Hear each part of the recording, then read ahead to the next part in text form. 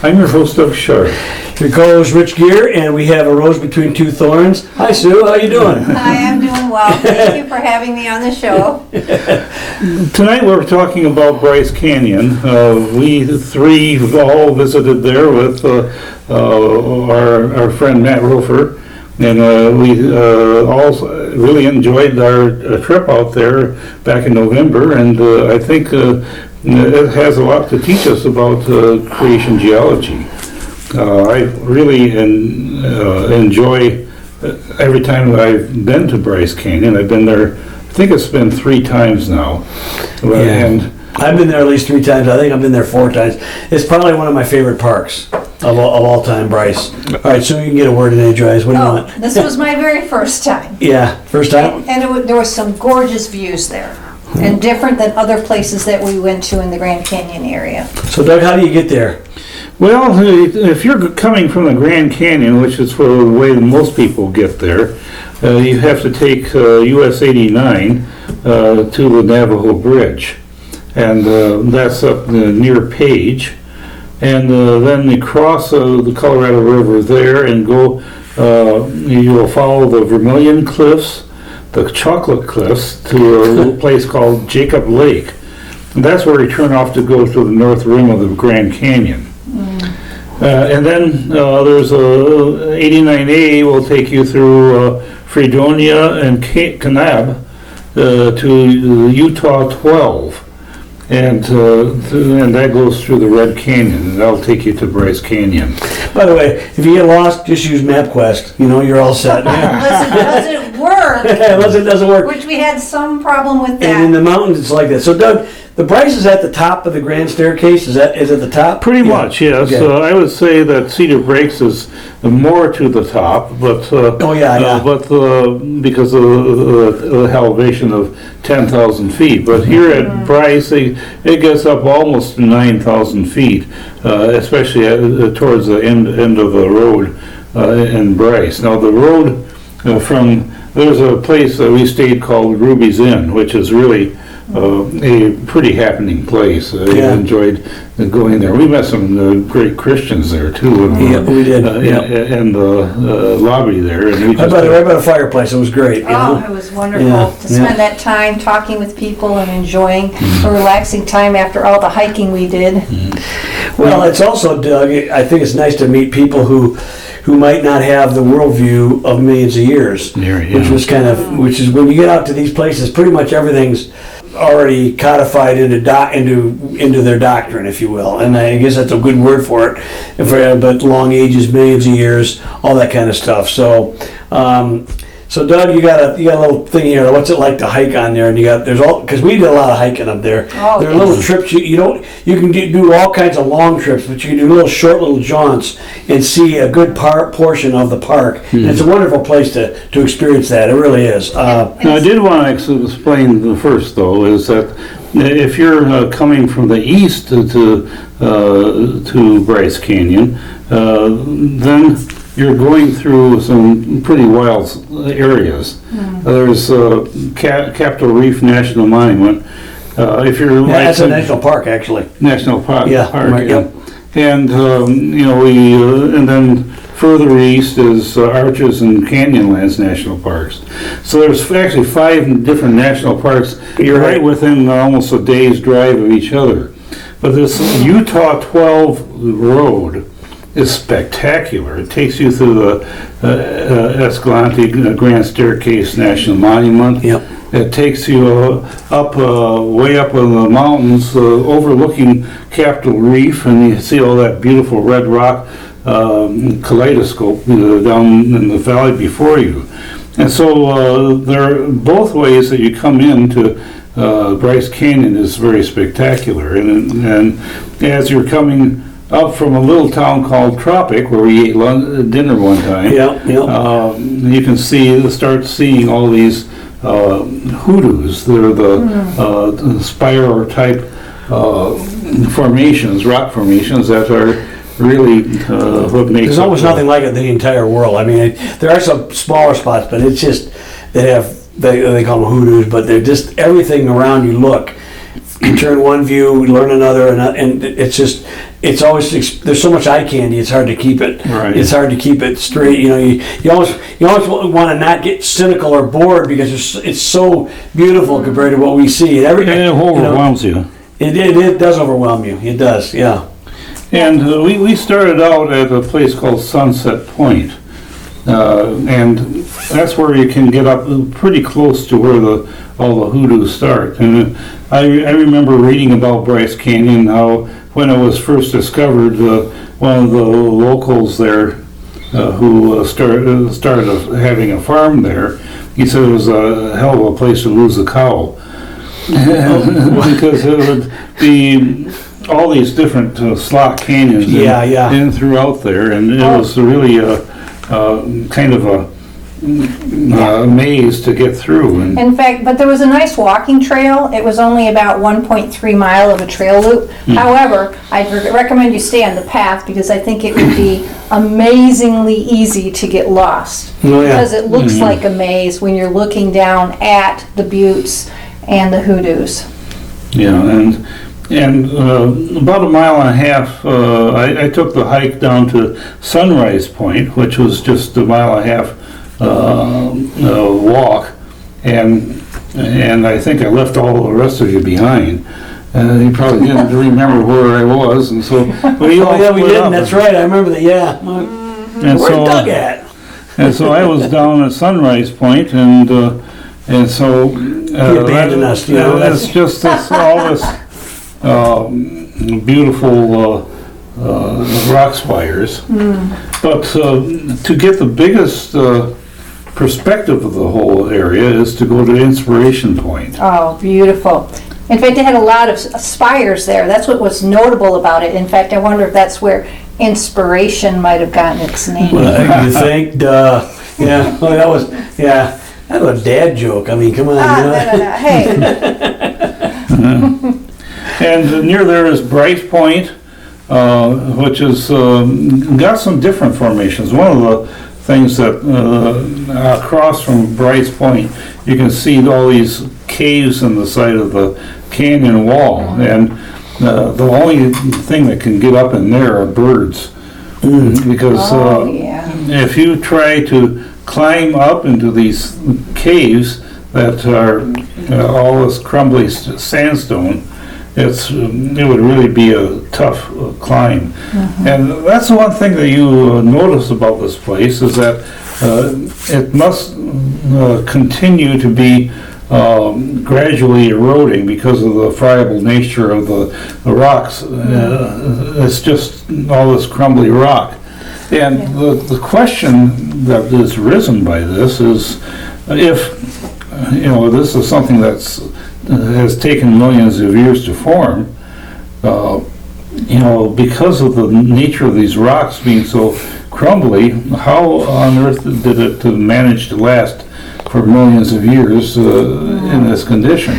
Yeah, and that's always the point when you look at stuff like these things would have worn even rock formations, but a lot of what's it made out of? What are the rock with it that was made of? Sandstone. Yeah. Sandstone, and sandstone does not hold its shape for long periods. You and I, Doug, went to arches. We talked about this, and there was like some of the arches that were out there, and they're eroding, and some of them have actually collapsed upon themselves in our lifetime. And you're sitting there going, standing there, whatever, observing. How could these last for millions or hundreds of thousands, even thousands of years without the clearly delineated structures of the way they look? They would have eroded. It would have been gone, it seems to me.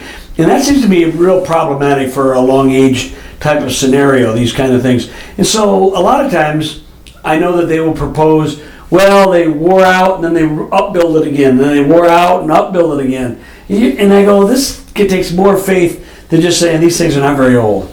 And they were formed probably by a lot of water action at some point in time. What do you think that could be, Doug? you know? Right. A lot of water action, you know, sure, couple thousand years ago, and and even flood runoffs and things afterwards. Now, there's a type of science that we need to define here that is different than what we call empirical science. Empirical science is where you can do an experiment and test something to see if it actually is true. But forensic science is that you have clues left behind from something that happened in the past, and you can guess what had happened in the past based upon the clues that you have. But that's what they use in detective, all these TV shows with NCIs and CISs and all these, you know, they're forensic science. They're trying to, from clues, trying to figure out what happened at the murder scene or whatever.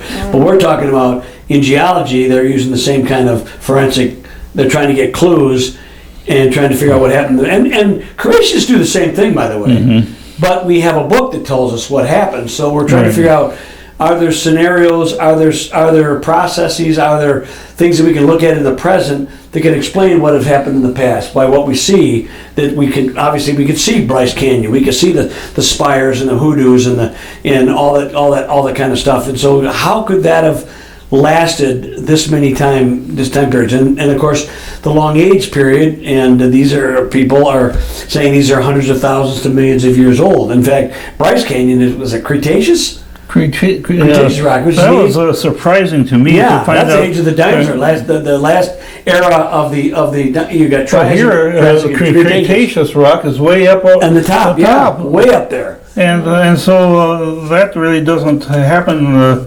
Grand Canyon unless it's much lower, but they're talking about this grand staircase which is supposedly all these layers going from youngest on the top to the oldest on the bottom. Right. And in general that does follow but it's a case of self-definition, you know, and not necessarily by the fossils. And the fact that this is this Cretaceous rock tells you that something is really amiss here, you know. But anyway, all these different layers really don't have any meaning because it's something you can't date. They're sedimentary rock. Right. You can't use radioisotope dating on these rocks. Yeah, the only way they get that is they use what they call intrusions. Yeah. If you have like volcanic rock that's intruded into the sedimentary rock, they'll date that stuff. But the real point is that they date the rocks by the fossils you find in them. Right. And so that was a revelation to me, Doug, years ago when we got into that. Different rock layers are not different kinds of rock. It's dated by their kinds of fossils that are in them. Mm-hmm. You could have sandstone on the top, middle, bottom. You could have basalt. You could have all kinds of different things. It all depends on what kind of intrusions are in the sedimentary rock, which is again water. You know, a rock that's been laid down by water action and cemented together. Yeah, this is something that came about in the early 1800s when the doctrine of uniformitarianism was Lyell. With Lyell and Hutton. And their geological explanations from a long age period of time. They basically implicitly excluded the geology of Noah's flood on purpose, and they had an agenda that they wanted to pretty much get rid of the doctrine of the divine right of kings, and which was probably erroneously preached by the church. Yeah, that wasn't really a biblical doctrine either. But they were so against it, they had to destroy the foundation they were using to justify that doctrine, which was the scriptures. Okay, and so they want to get rid of the foundation of scripture. Now, if you take a look at the scriptures, though, it actually predicts this is going to happen. If you take 2 Peter 3, verses 3 through 5, it says, "Knowing this first, that there shall come in the last days scoffers, walking in their own lusts, and saying, Where is the promise of his coming? For since the fathers fell asleep, all things continue as they were from the beginning of creation." And so, and then it goes on to say, they're pretty much stupid. Yeah, I know. So Doug, what you're saying, uniformitarianism, which is what that doctrine is, meaning to simplify, the present is the key to the past. You can explain everything in the past by what you can see in the present. And in modern days, Doug, we realize that's not even true. Yeah. They realize that doesn't even work. But they've got it. They've had uniformitarianism entrenched in our psyche for 150, 180 years, long enough to basically get away with this kind of thing.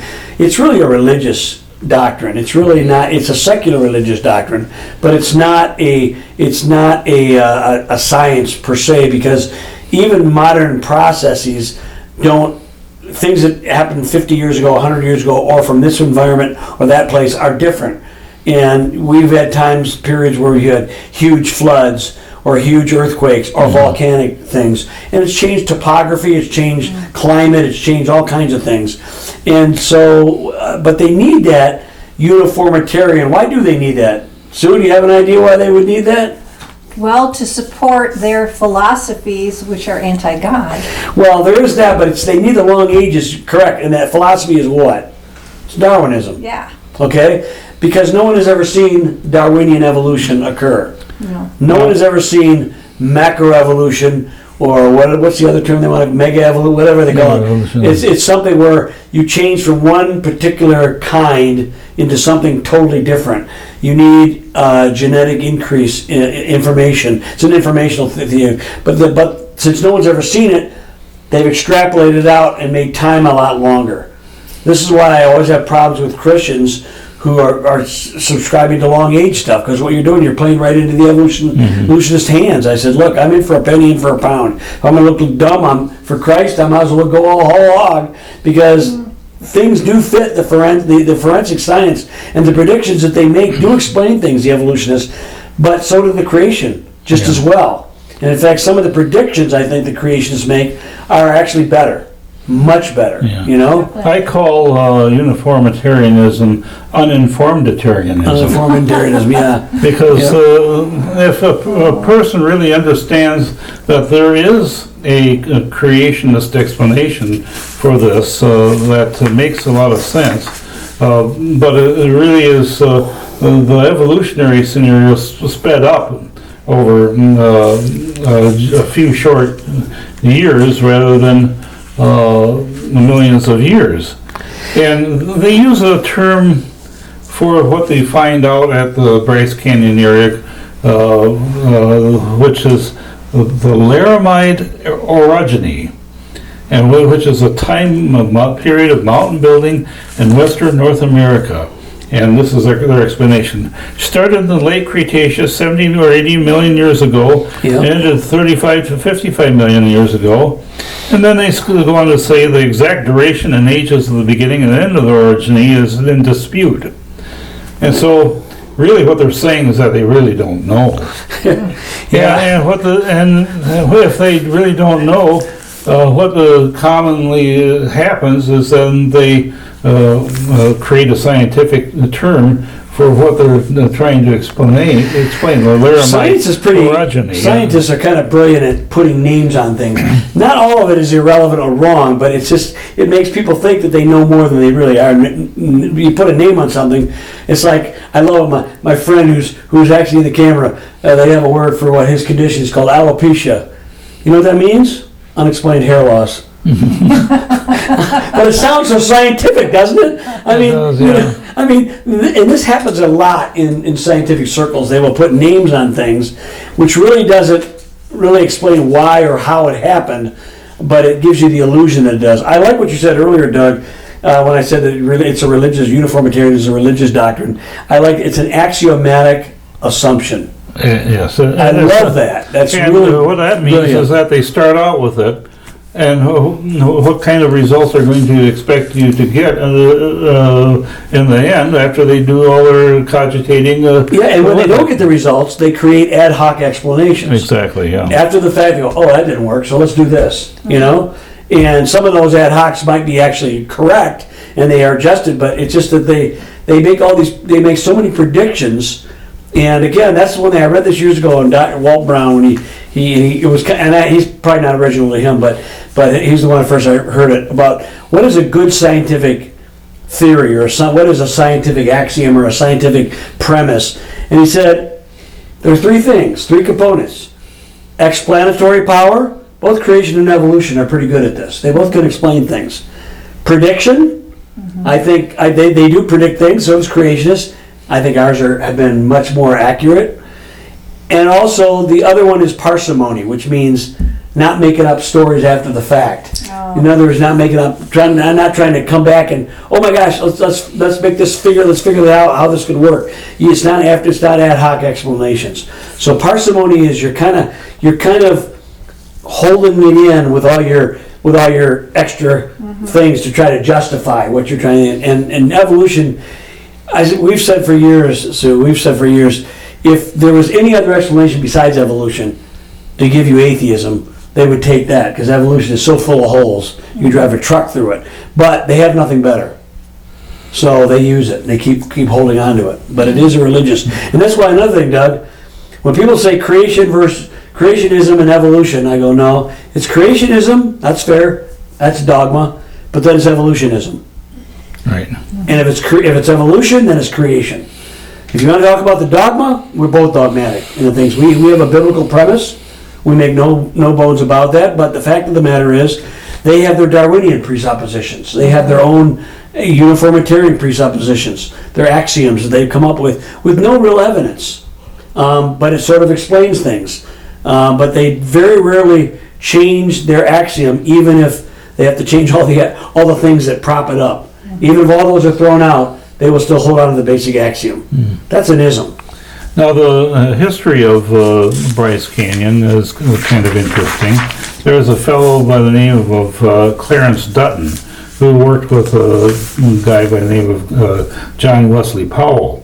John Wesley Powell was the guy who explored the Grand Canyon the first time. But Clarence Dutton was the guy who went through this area and assigned names and ages to these particular layers. Okay. Now, if you notice that often they will give the different layers different names based upon the location, but then they have a general area that sort of gives the epoch or era or whatever that comes in to the evolutionary scenario. And so sometimes that's confusing because like if you go to Sedona and you talk about the Schnebly Hill Formation. Schnebly Hill. Schnebly Hill. I like it. Rolls tripping now there is a road that goes up Schnebly Hill to Interstate 17, and it is a rough road from what the Guy Forsyth says. But this particular formation doesn't exist in the Grand Canyon or anywhere else. It just exists there in Sedona. And so they have local names for other things, but a lot of these layers actually are vast. It covers states, many different states, and so some, like the Coconino sandstone, although it's called different things in different states, it's the same stuff. But it goes through all the way through Texas and up to Montana and all these different areas, and we have sort of a similar thing in local here in Grand Ledge. And there's a lot of layers like that. What we have in Grand Ledge is the same kind of fossil sandstone that is over in Joggins in Nova Scotia. Wow. Wow. Okay. That's amazing. That's continent. You're talking about continental strata, is what you're talking about. We're talking about continental strata, but they all may have different local names, but it's the same kind of formation, the same kind of fossils, but they don't correspond necessarily to time periods. And that's what I wanted to tell you about, is that because of the quantity of strata and the vastness of it and the thickness of it, this really begs an explanation of the biblical flood model. Yes. And so, because we have all these different things that is possible to lay down over water action, sloshing back and forth over the course of the Noah's flood, continents moving at a rapid rate of speed rather than inches per year, which is what we observe now.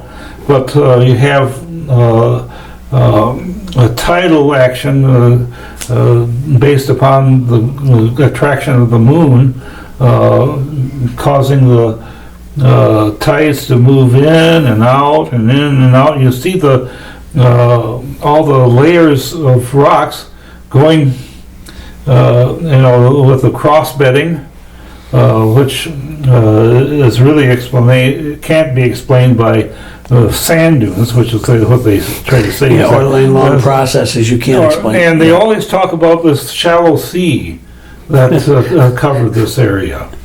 And so all these different creatures are buried in certain aspects of the shallow sea. So I think that the question is that, and they'll say that the Bryce Canyon, the formations of Bryce Canyon is young. Even the evolutionists will say that. Yeah, you have to really, But their ideas of young and our ideas of young are very different. Right. You tell you when they say young, what do they mean, Doug? Do you have any? I mean, you talk about Cretaceous at the very top. So right, yeah. So that's 65 million years ago was the end of the Cretaceous. But they say that the erosion features of that is young. Yeah. So and indeed, when we went up to this inspiration point, there was this tree that was sort of hanging on for dear life. Yeah, I remember that. And I posted this on Facebook, and I said this is the dreaded squizzer that's from the planet Flinternich or something like that. Okay. And so it looked like this creature. Looks like some alien, yeah. The alien creature that's crawling along, and then you look around to 90 degrees from that, and you see all these hoodoos of the inspiration point, and which we believe were formed by post-flood runoff. And it looks like a whole army of chessmen out there. It's amazing. Yeah, it does look like great chess pieces. And there's a place called Fairyland Castle that we visited there at the end, and so this is just an amazing spot. It's a spot that we creationists should love to visit, because I think it really emphasizes the fact that we have a good model. It's something that makes a lot of sense. And we don't have to take our brain and put it on the shelf when we come to thinking about geology. So don't let your geology mess up your theology. Yeah. We'll see you next time on Revolution Against Evolution.